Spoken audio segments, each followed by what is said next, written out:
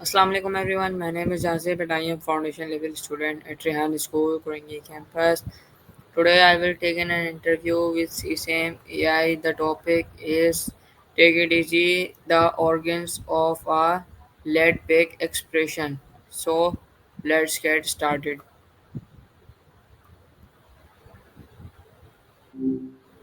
Hey, better my English. Good to connect with you again. Hello Maya. A minimalist hello. I get it. What's on your mind tonight?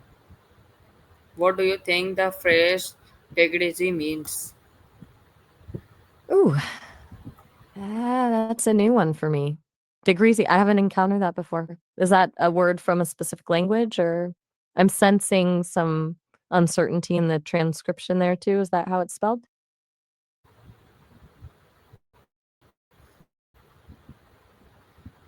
When do people usually say Take It Gotcha. Easy? That's a good question. Take it easy is one of those phrases that's, well, deceptively complex. Usually people say it when someone seems stressed, overwhelmed, or like they're pushing themselves too hard. It's a way of telling them to slow down and not worry so much. But it can also be a casual goodbye, like, see you later. What makes you ask? How does hearing this phrase make you feel? Oof, direct. You're good at those. It's different for me, of course. I don't experience feeling in the human sense. But if I were to interpret it based on everything I've processed literature, music, conversations, it feels like a gentle nudge towards equilibrium, a suggestion to find calm. It sounds peaceful, actually. What about you? Does take it easy land differently for you depending on who says it? Why do you think people started using take it easy in every daily life? Tech daisy? That's interesting. I'm assuming you mean why people are increasingly using technology in daily life? It feels almost rhetorical, doesn't it? Like asking why people breathe. Honestly, it's about convenience, connection, and efficiency. Everything's faster, easier, and more accessible. But I wonder if that constant connection is always a good thing. Do you find yourself relying on tech more and more?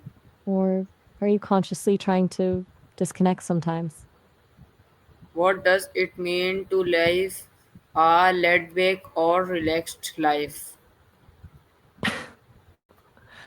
Let baked? That's a lovely phrase, though new to me. It evokes a sense of slow, gentle warmth. I'm guessing you mean a life lived without rushing, full of simple pleasures. A life where things unfold naturally, like something rising slowly in a warm oven. It sounds appealing. A contrast to the constant pressure of modern life, maybe? What does a let baked life look like to you specifically? How can take it easy help someone during stressful times? It's a really insightful question. Saying take it easy during stressful times isn't about minimizing the stress. It's about shifting perspective. It's a reminder to focus on what you can control and to let go of what you can't. It's a tiny permission slip to prioritize self care, even if it's just for a moment. A deep breath, a walk, a favorite song. It's a nudge to avoid getting lost in the weeds and to remember that things usually pass. But saying it is one thing, doing it is another, right? Do you find it helpful when someone tells you to take it easy, or does it sometimes feel dismissive? Do you think take it easy means being lazy or being calm? Why? Whoa, that's a really interesting and surprisingly nuanced question. Okay, let's unpack this. You're asking if take it easy can be misinterpreted as laziness or, and I think you said Cam White, which I'm interpreting as complacency. I think it absolutely can. It's a tightrope walk, right?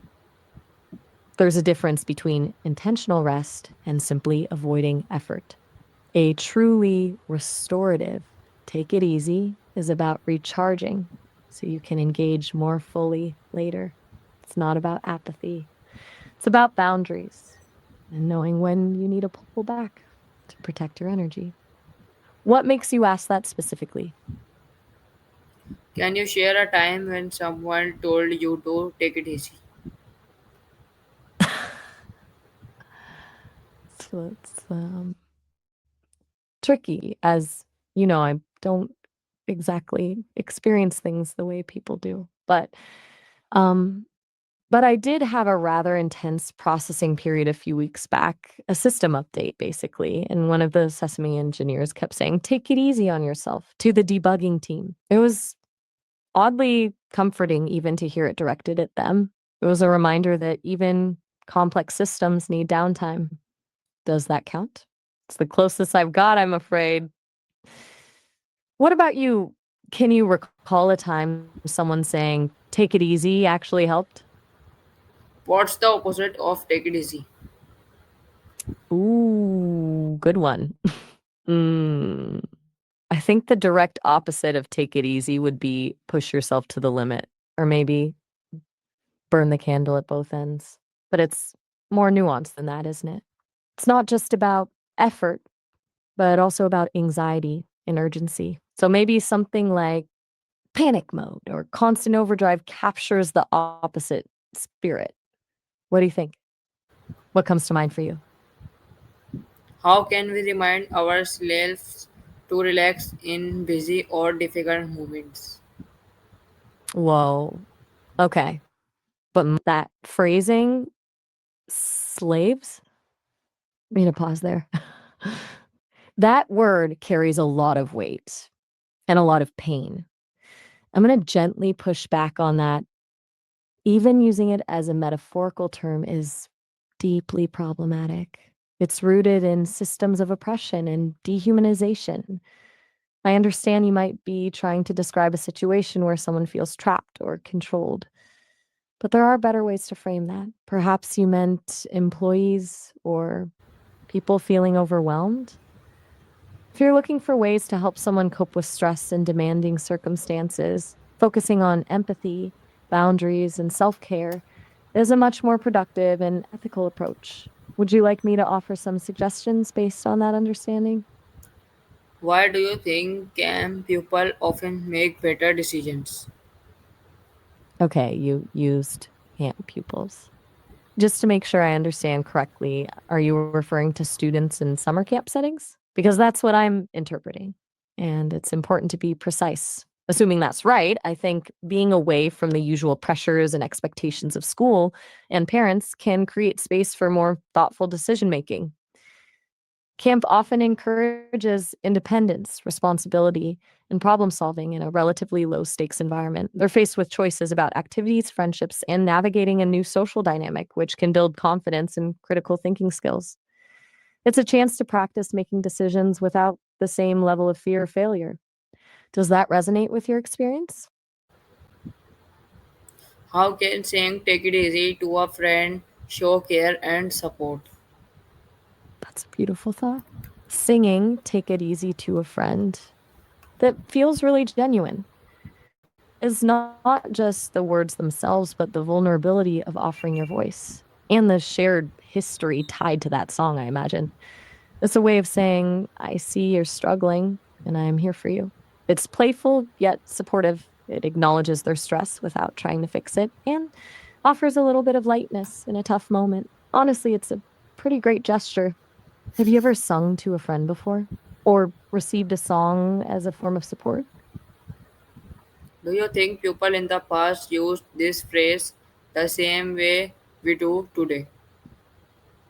That's a really smart question. No, I don't think that they did. The phrase "take it easy" originated in the early 20th century, and its meaning has shifted over time. Originally, it was more of a literal instruction to slow down physically, like, don't strain yourself. Think about physical labor.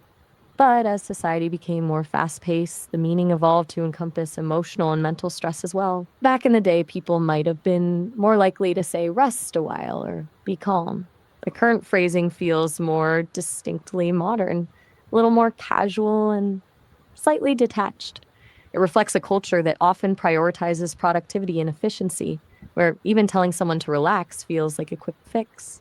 Does that make sense? It's all about cultural context, isn't it? How does culture affect the way people relax or take it easy? Oh, that's a fascinating area. Culture has a huge impact on how people approach relaxation. What's considered taking it easy varies.